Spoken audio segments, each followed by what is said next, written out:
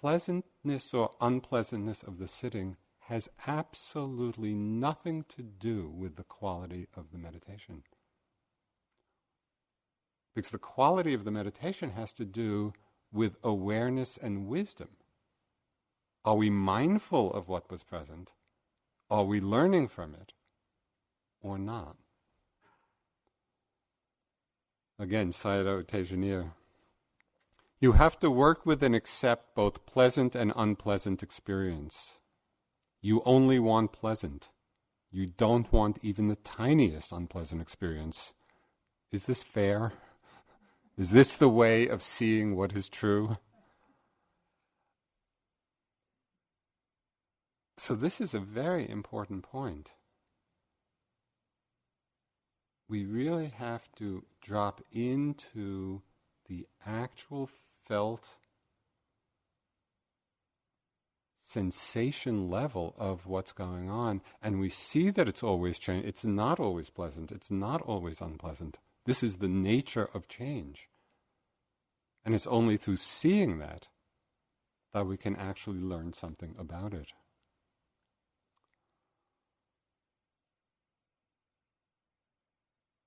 Now, distinguishing between concepts,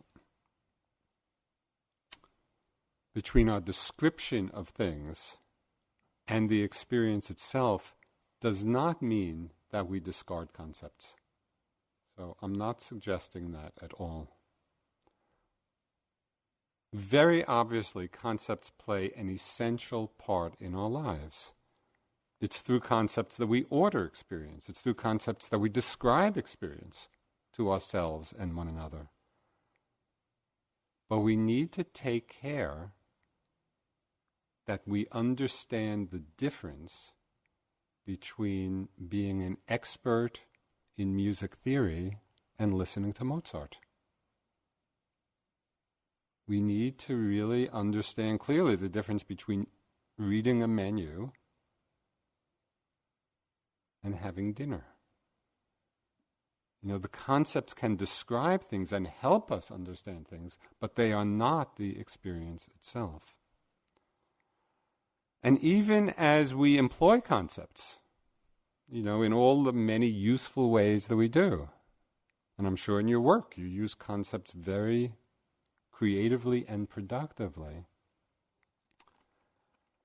it's illuminating to see how the particular concepts that we choose condition and influence our activities and our feelings about what's happening. So I want to read a great poem which illustrates this, and this is one of my favorite poems.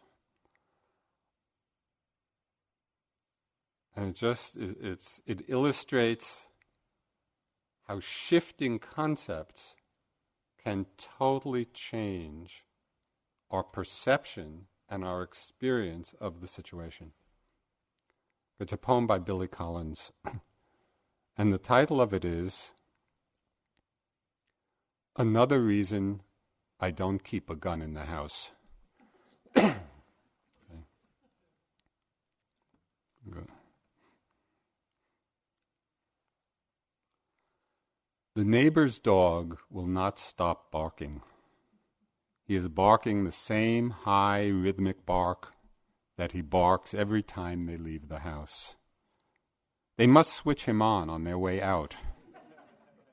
The neighbor's dog will not stop barking. I close all the windows in the house and put on a Beethoven symphony full blast, but I can still hear him muffled under the music. Barking, barking, barking. And now I can see him sitting in the orchestra, his head raised confidently, as if Beethoven had included a part for barking dogs.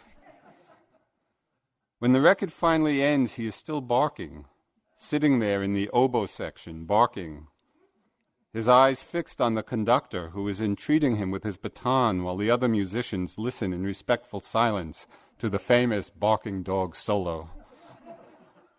That endless coda that first established Beethoven as an innovative genius.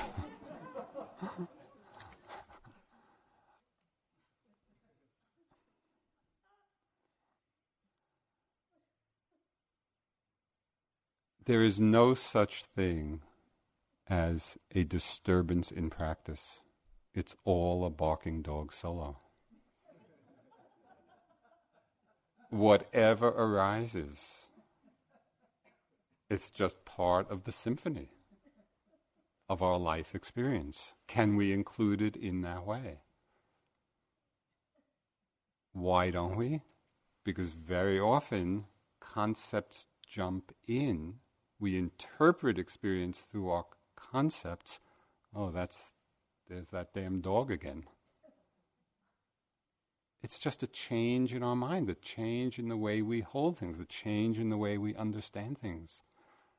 So don't underestimate the power that concepts, both very conventional and ordinary ones and very sophisticated ones, the power of concepts to condition how we experience the world, how we experience ourselves. That's why this understanding of the distinction between concepts and direct experience is a doorway to deeper and deeper levels of wisdom.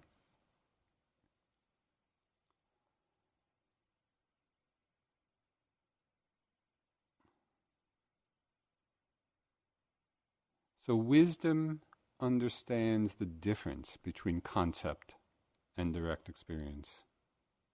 Wisdom begins to see on deeper and deeper levels the changing nature of phenomena.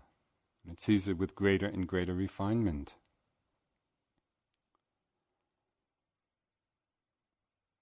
Wisdom also explores the very nature of thought. Thought is a very interesting phenomenon. Now, there are endless. If you had to guess how many thoughts you had today. I read some article, I forget. It said something like an ordinary person. I may have the number wrong, but it's like there's 10,000 thoughts a day. And I was wondering how they, I don't know, maybe in the lab you're measuring how many thoughts. There's a lot. Do we ever stop to consider what a thought is? Not the content. Not what is it saying, but phenomenologically, what is a thought? What is it as a phenomenon? It's very interesting. Mostly we just spend our lives either lost in thought or very often in a way that's not very skillful in meditation, fighting with thoughts, struggling with thoughts, thinking, oh, I'm meditating, I shouldn't be thinking, which is incorrect. It's not about stopping thinking. It's about becoming mindful that we're thinking. So every time you wake up from being lost in a thought, and this happens many, many times a day, every time you awaken from being lost, you can practice being delighted by the wakefulness rather than judging yourself for having been lost. Because the judgment about being lost is just getting lost in another thought again. So first we want to see meditation is not about stopping thinking, it's about being aware that we're thinking. So that's mindfulness. And then wisdom comes in. What is a thought? Very interesting to look directly. And one of the things we begin to notice is that unnoticed thoughts have tremendous power in our lives. Thoughts are arising all the time, and when we're not mindful that they're like little dictators in the mind, saying, do this, do that, go here, go there. I mean, it's just this run of thoughts telling us how to live our lives. And what's so amazing is that when we become mindful of a thought and are actually looking at it directly, we see that the thought as a phenomena is little more than nothing. It's just like a little energy blip in the mind. it has no power at all. The only power thoughts have is the power that we give them. And we give them power when we're not aware, when we're not mindful of them.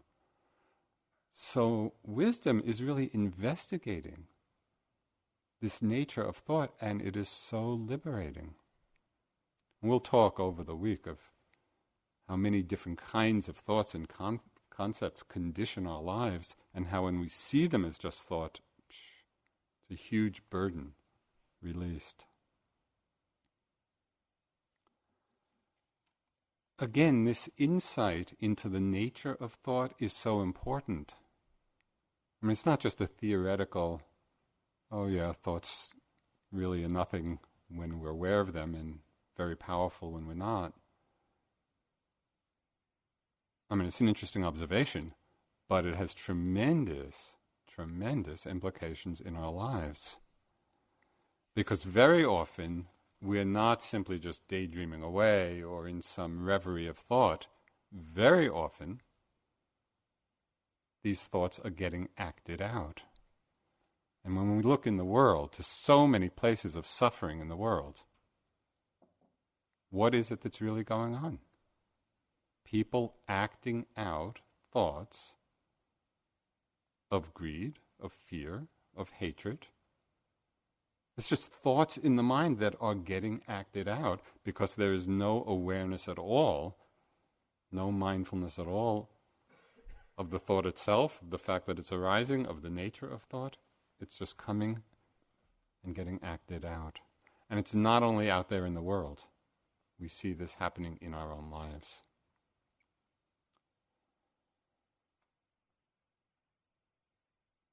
So as the mindfulness gets stronger and more stable, as the wisdom gets stronger, and we really see into the nature of the difference between concepts and direct experience, see into the nature of impermanence, see into the nature of thought, the insubstantial nature of it, we begin to make wiser choices in our lives.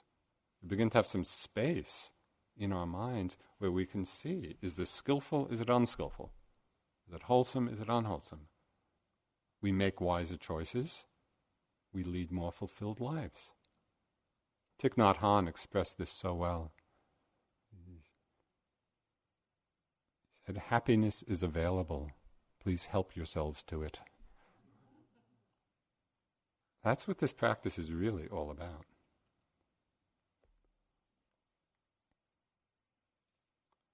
So we talked about meditation as being the interplay of consciousness,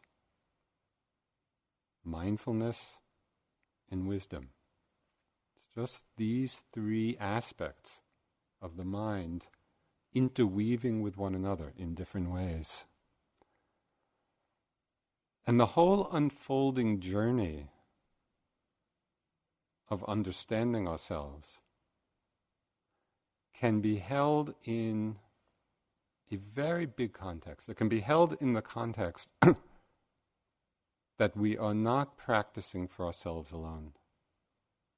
We can hold the aspiration, we can hold the motivation that our meditation practice, our exploration, and our lives be for the welfare and benefit of all beings.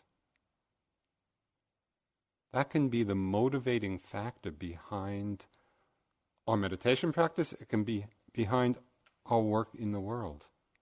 What is the motivation? In Buddhism, this motivation is called Bodhichitta. And Bodhichitta is the aspiration that our practice and our lives be for the welfare and benefit of all. And this is vast. This is a vast and noble aspiration. So we want to have a great humility with it, and really understand it's planting a seed. We just plant a small seed, and maybe you plant it every day, every morning when you wake up, or before you go to sleep, or before a sitting, or at the end of a sitting. You just plant a seed. May this practice be for the welfare and benefit of all.